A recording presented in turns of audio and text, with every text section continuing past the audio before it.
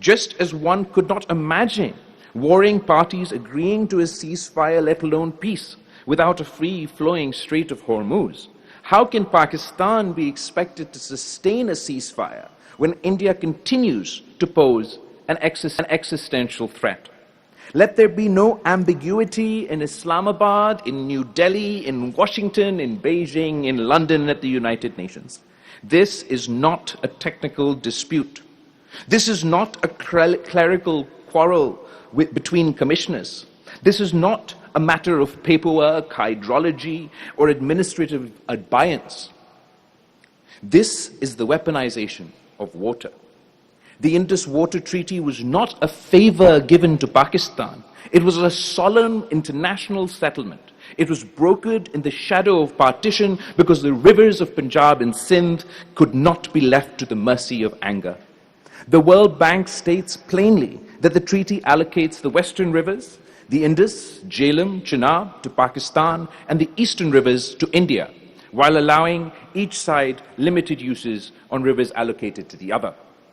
So when India says it will place this treaty in abeyance, India is not merely suspending meetings. It is striking at an international compact that has survived wars, crises, mobilizations, and generations of hostility.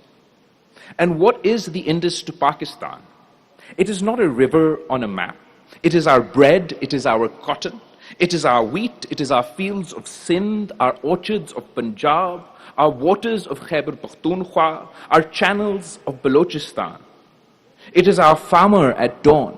It is our mothers drawing water, our children eating roti, our worker in the mill, our prayer before the harvest. To cut the Indus is not to pressure a government, it is to threaten a people. Pakistan has over 200 million souls. No state, no prime minister, no army, no court, no parliament, no political party, and no generation has the right to stand silent while the lifeline of those souls is placed under the shadow of coercion. We must therefore speak with the seriousness that this situation demands. Pakistan must treat every step towards the strangulation of its waters as a national security assault, not merely a diplomatic irritant, not as a footnote in a foreign ministry brief, not as another file to be moved from one desk to another. It must be treated as an attack on the foundations of the state. That does not mean that Pakistan seeks war. We do not seek war. We have buried too many sons. We have seen too much blood in this region. We know the price of adventurism.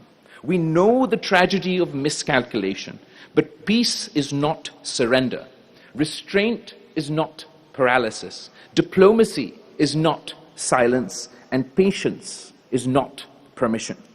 If India wants the world to take its threat seriously, Pakistan must compel the world to take our survival seriously. Our message must be clear. Any move to block, divert, manipulate, or potentially politically control Pakistan's rightful waters will not be treated as routine engineering. Every survey, every tender, every canal proposal, every dam design, every concrete step towards changing the flow guaranteed to Pakistan must be treated as a strategic warning signal. It must trigger a whole of the state response: legal, diplomatic, economical, political, informational, national security preparedness, and even military response. Pakistan should not allow India to climb the ladder of coercion while we remain trapped at the bottom, issuing statements of concern that says the final strangulation of water is an existential threat, cannot remain silent when the strangulation is prepared, financed, designed, tendered, and normalized. A nation does not wake up only when the riverbed is dry. A nation wakes up when the first stone is moved to dam our future. It is only rational to ask, what are we doing in terms of military preparedness as India continues to pursue her stated path? But let me also say this. Pakistan must not make a single move that concedes India's illegal position. We must not behave as though India's decision is fait accompli. We must not build policy on the assumption that the treaty is dead. We must not rush to create downstream substitute dams in a way that tells the world India has succeeded, now Pakistan is adjusting. Or give the impression that we were victorious on the battlefield but have surrendered on the banks of the river. No. Pakistan's position must remain immovable. The treaty lives. India's obligations are live. Pakistan's rights live. The Indus does not become India's instrument because India has discovered the language of abeyance.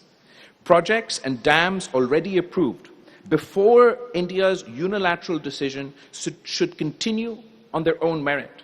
Pakistan must complete what Pakistan has already planned. We must strengthen our dams, reservoirs, barrages, canals, and flood management systems because Pakistan needs water security regardless of India's aggression.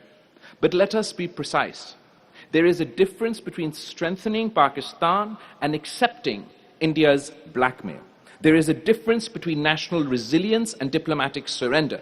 There is a difference between preparing for scarcity and legitimizing theft. We must move on a war footing for water conservation, of course.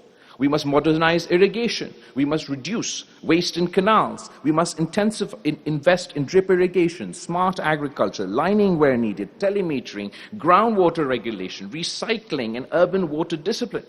We must make every drop count, not because India has a right to steal our water, but because Pakistan has a duty to respect its own future. We must explore every source outside the scope of the treaty. Desalination of our coasts, water recycling for our cities, climate-resilient water storage, regional water cooperation, and even the long-term feasibility of bringing water from Central Asia through negotiated corridors and sovereign agreements. Let engineers dream, let planners calculate, let diplomats negotiate, and let the state act with imagination. But do not confuse resilience with retreat. The Indus Water Treaty must be defended in every forum. The World Bank, the United Nations, international courts, and arbitrary bodies. Friendly capitals, Muslim capitals, Western capitals, African capitals, and Asian capitals.